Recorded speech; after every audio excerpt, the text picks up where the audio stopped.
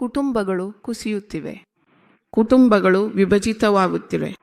ಜೋಡಿಗಳು ಬೇರ್ಪಡುತ್ತಿದ್ದಾರೆ. ಮಕ್ಕಳು ಹಾಳಾಗುತ್ತಿದ್ದಾರೆ. ಮಾತು ಕೇಳದೆ ಶಾಪಗ್ರಸ್ತರಾಗುತ್ತಿದ್ದಾರೆ.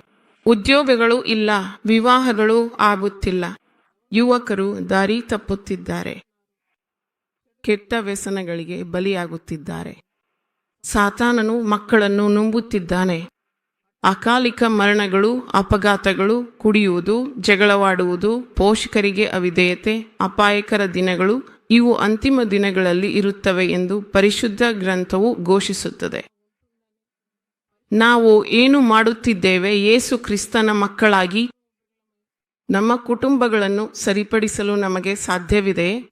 ಬೇಲೆಯ ದಾರಿ ಯಾವುದು? ಈ ಹೊಣೆಗಾರಿಕೆ ಸಭೆಗಳಿಗೆ ಇದೆ. ಸಭೆ ಎಂದರೆ ಕೇವಲ ಭಾನುವಾರ ಆರಾಧನೆ ಮಾತ್ರವಲ್ಲ. ಚಿನ ಎಂಬ ಪದವು ಕನ್ನಡ ಭಾಷೆಯಲ್ಲಿ ಸಾಮಾನ್ಯವಾಗಿ ಬಳಸಲಾಗುವ ಒಂದು ಸಂಕ್ಷಿಪ್ತ ರೂಪವಾಗಿದೆ.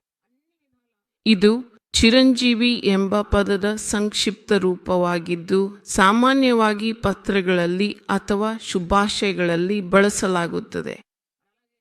ಈ ಪದವು ದೀರ್ಘಾಯುಷ್ಯವನ್ನು ಹಾರೈಸುವ ಅರ್ಥವನ್ನು ನೀಡುತ್ತದೆ. ಕನ್ನಡ ಸಂಸ್ಕೃತಿಯಲ್ಲಿ ಹಿರಿಯರು ಕಿರಿಯರಿಗೆ ಆಶೀರ್ವಾದ ನೀಡುವಾಗ ಅಥವಾ ಶುಭ ಸಂದರ್ಭಗಳಲ್ಲಿ ಈ ಪದವನ್ನು ಬಳಸುತ್ತಾರೆ.